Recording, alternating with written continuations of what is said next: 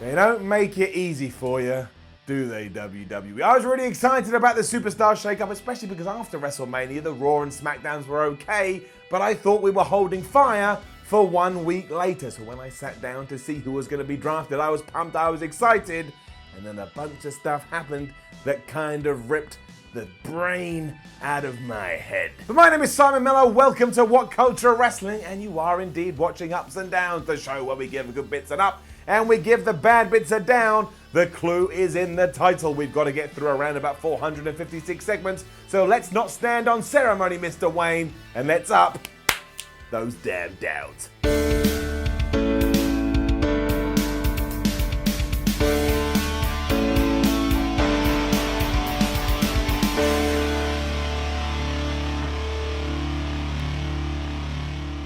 Quick note before we do begin, because something big is about to happen with my own personal wrestling career, but I'll zip my mouth and not say any more. Tomorrow night in Leeds, April 17th, is Defiance Lights Out pay-per-view, so make sure you check that out or come down to the show if you want. And also on April 27th at the Northumbria Students' Union in Newcastle, we got some tapings there as well. That's all I'm going to say. All I'm going to say is you may want to check it out on YouTube or live. I was a bit sad to see Shane and Stephanie McMahon starting off this week's episode of Raw. I didn't really want a Superstar Shakeup that was general manager focused, and doing so made it feel like every single draft we've ever seen before. Also, Stephanie and Shane just like each other now because they're both heels, and that's how relationships work in the WWE universe. If you're a face and a heel, you'll hate each other, but if you're a heel and a heel, you'll have some kind of common bond, even if you've had conflict in the past. I'm also really bored of Shane McMahon's whole, announce me the right way gimmick, because he did it here, and I think it went on for the entirety of my life. It doesn't work, it's just dull.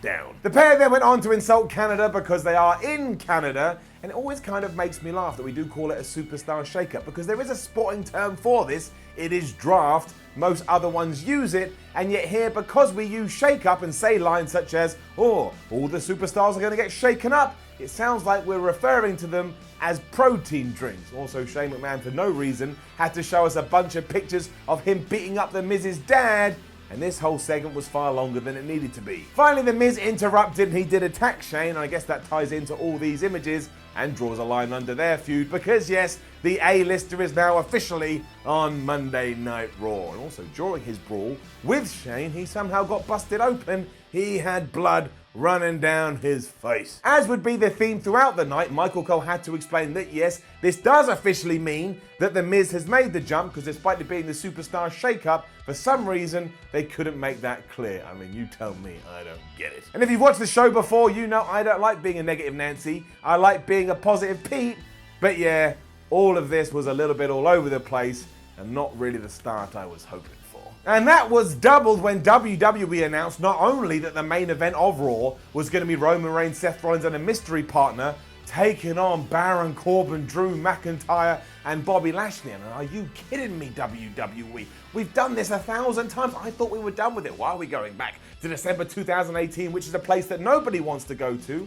But then, when Ricochet made his arrival into the arena, Michael Cole acted like we'd never seen Ricochet enter onto Raw in our entire lives, despite the fact I've seen it for the last 7 weeks. He did the same with Aleister Black, and apparently this meant they were now both officially Raw superstars, although it didn't mean that, because later on in the match, Corey Graves went, maybe Aleister Black and Ricochet could still get moved to SmackDown. And Michael Cole, the man who already told me that it was done and dusted, went, you're right, Corey. Maybe these two can go to SmackDown. What are you doing to me, announcers? It's your job to give me the information and put it in my brain so I know, but all of this was convoluted and it made no sense.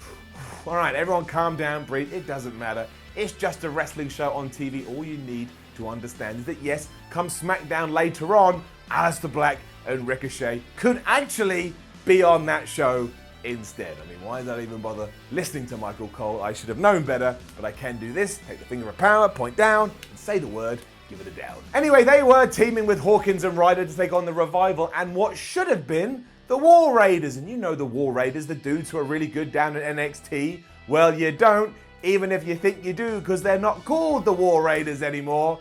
They're now known, I almost laughed, I felt my lip go. It made me chuckle. They're now called the Viking Experience. Now, I was 99% sure that was a brand new ride at Disneyland, but there is a couple of other things you need to know. One, despite being the NXT Tag Team Champions, they didn't have their championship belts, and I always think that's a mistake, because if you have gold, you look more legit. And two, they've got brand new individual names. I believe they're called Eric and Ivar, you know, because they're like Vikings now, and they're gonna have Viking's name. What's even the problem? I don't think it's actually as bad as some people are saying, but I think when you tie it in to everything we'd seen in this like block of content, it just wasn't the right idea. And also, why do we invest so much into all the stuff in NXT if when people get moved up to the main roster, all of it's irrelevant, and because of that, down. Thankfully though, they did get the win after they'd hit Ryder with the fallout, and that is important because, you know, when you make your debut, you want to make a splash.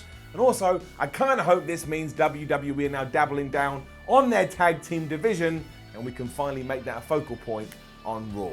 But all of this was very, very hard to get through. We also found out that Cedric Alexander is headed to Raw, and that absolutely gets him up. He's probably outgrown 205 Live at this stage, and much like Mustafa Ali on SmackDown, I think he can absolutely smash it on Monday nights.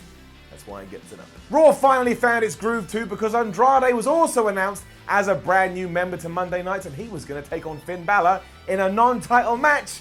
Hot damn! Give it up. Not only did it rock, but it gave me what I want to see from these type of shows. I don't think I've ever seen Andrade versus Finn Balor, so as soon as I got it, I was excited even more so because Andrade pinned the Intercontinental Champion Finn Balor and said, "Ah, look, I'm here, I've arrived." And as long as he's actually allowed to be on the show, because you remember that time on SmackDown where he just vanished for like 6 weeks, I guess he was out, I don't know, looking for pizza or something like that, he will be a big star, I guarantee it. Also, Balor was protected here because Zelina Vega kept getting involved. She even gave him a Hurricane Rana from the apron. It was all over after Andrade's hammerlock DDT, and my overwhelming thought afterwards was, we should have started Raw with this match. I think it would have fired up the crowd, and again, it was just interesting to see.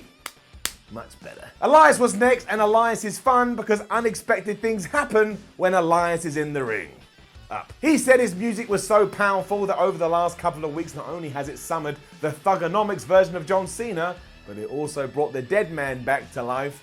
And then hearing the Canadian crowd, he was like, look, if you put this much energy into your sports teams, maybe you'd finally make the playoffs.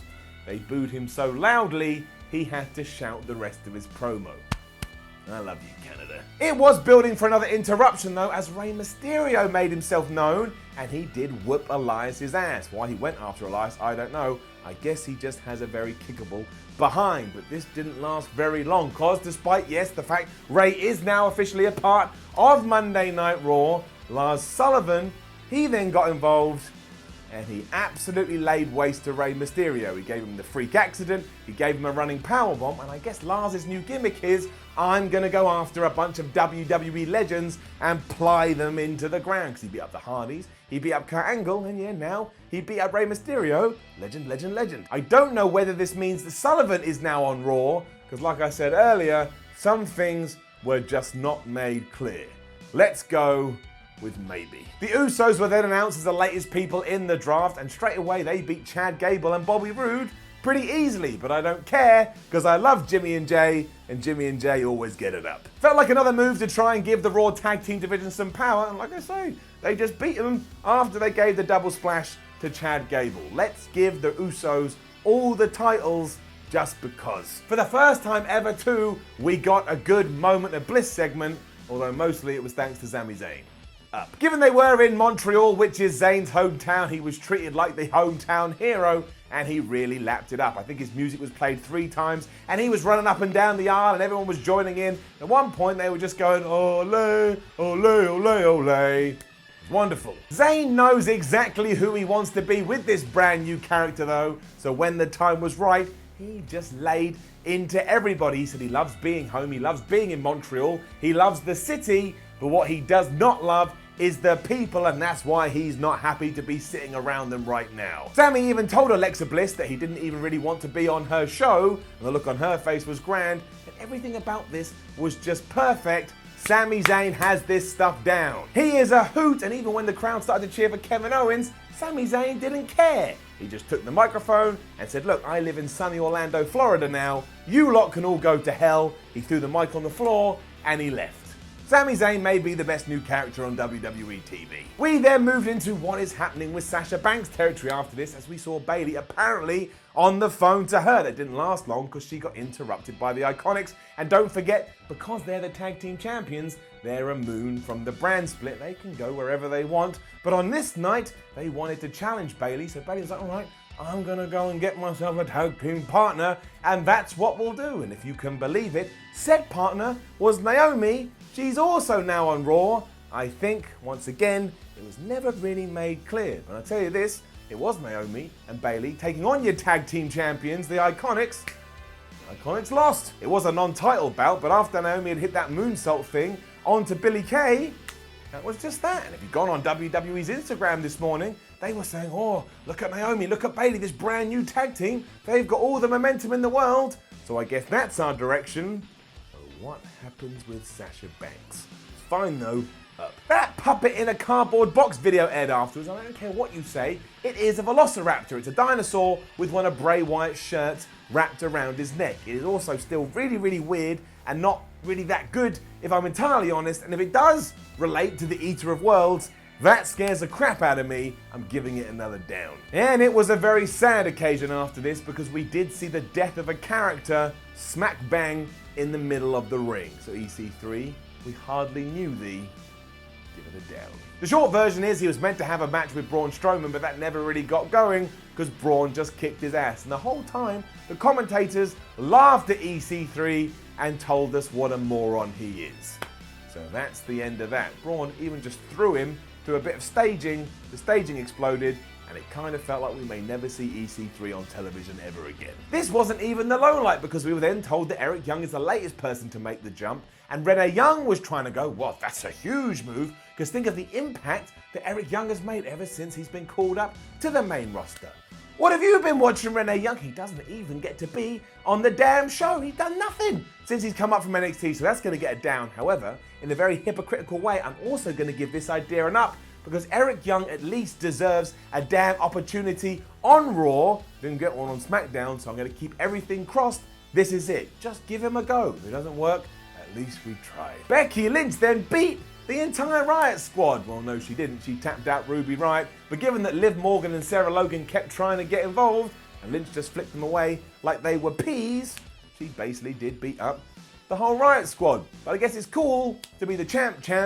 Give it up. It was an interview with Lashley, Corbin and McIntyre after this, and it was like building a time machine but picking the worst era in history to ever go back to. It's the equivalent of making the film Back to the Future 4, but they go to like the Black Plague in London, and all you see for 2 hours is a bunch of rats eating people's legs.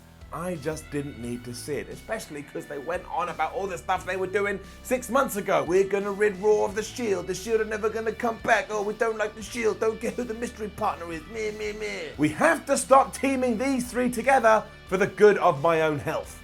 Down. Throughout all of that, Lynch had stayed in the ring though, and there was a purpose, because Natalya came out to confront her. I'm not gonna lie, I kind of like this. Natty is the veteran of the women's division.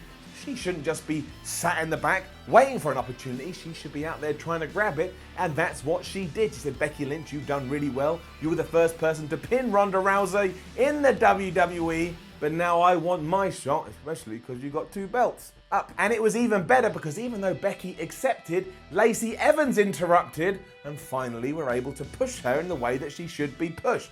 Now, I thought it was a bit dumb that she said the McMahons have granted me a match against Natalya, and whoever wins becomes the #1 contender, because how that all came together so quickly, I don't know, especially because I thought I was meant to be the authority now, and you're meant to be the authority too. But Lacey Evans beat Natalya. She looked all right. I mean, there's still a long way to go, but she looks okay, not doom and gloom, like some people have said. And now she's officially going to take on Becky Lynch, I guess for either one or both of her titles. All of that, it was fine. Tick the boxes. Rollins and Reigns then cut a promo to address everything that their opponents had said earlier, and the only notable thing here is at one point, the door that they were stood outside of that was meant to contain their mystery partner opened, and you saw a dude walking back and forth, and that surprised Rollins so much he kind of retracted from it as if the door was going to attack him. They said this could be their last night on Monday Night Raw, which may actually be true to Roman Reigns. I got a feeling he may make the jump, and I guess all this was okay. Giving up. I'm also going to give an up, somewhat surprisingly, to another creepy video that aired that clearly ties into that Velociraptor one, but this one worked, at least from my vantage point, because it was full of creepy dolls and dolls' houses. And here's a little bit of information about me you probably don't know. Any kind of doll, especially porcelain dolls, freaks me the flip out. I didn't like it at all. It had that music, and this doll was looking and laughing at me. I actually got the heebie-jeebies. I'm getting it now. I'm getting those goosebumps. Do not like this. But hey, that's the point, right? That's what they're meant to do.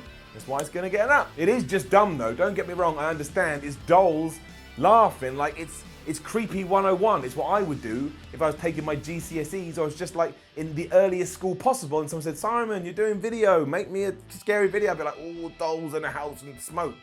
I get an F. And we will give an up for our main event just because the mystery partner teaming with Rollins and Reigns was AJ Styles. That was 100% the move we had to make. AJ Styles is kind of done on SmackDown. He needs new opponents and he needs a new scene. We've got that, and he won here by giving a phenomenal forearm to Bobby Lashley and getting the win. Visually, he got that pin. AJ Styles is the man. Also, the finish was cool because before that, we also got a curb stomp on Lashley and a spear, so that protects Lashley. And again, AJ Styles looks like the man mostly because AJ Styles is the man. That's why we're going to finish with it up. And that was it. And I will say, given how excited I was for the Superstar Shakeup, I don't really think it lived up to my expectations. And there's plenty we've got to look at and just let wash over us before we make big decisions. And I know the one thing that everybody wants to talk about is the Viking Experience. So I'll do a wide video about that later. It was just strange. It was strange all around. I don't know what that was. Just the Viking. What does it even mean? The Viking Experience. Pretty sure I saw that on the Discovery Channel. Now, don't forget to leave a comment below and let us know what you think about Raw and the Viking Experience. I don't know. Like, share, and subscribe. Head over to WhatCulture.com. Read some articles, one of which is about the Viking Experience. Follow WhatCulture on Twitter, WhatCulture WWE, and watch more videos here at WhatCulture Wrestling. My name is Simon Miller. Thank you very much for watching. And don't forget, we've only done part 1 of the draft. Part 2 is happening in but a few hours. So make sure you join me tomorrow when we up those downs for SmackDown.